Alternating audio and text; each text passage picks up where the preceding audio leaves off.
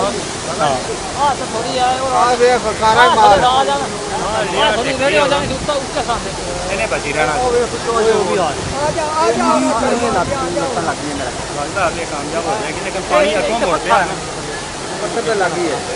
तो भाई मारो बंदे नु ओए ओ वे आप पे ओ वे तो किसी तो लगता पूरा वो खुलिया है पोल्ट्री की होता है फार्म हाउस ही पूरा खुल गया वही जा रही हैं वही जा रही हैं हां निकल आऊंगा हां निकल आऊंगा ये तो पैर लग गया पत्थर है या खिड़की पे पत्थर है आई गया और निकल दे इधर माल निकल दे फिर हम लोग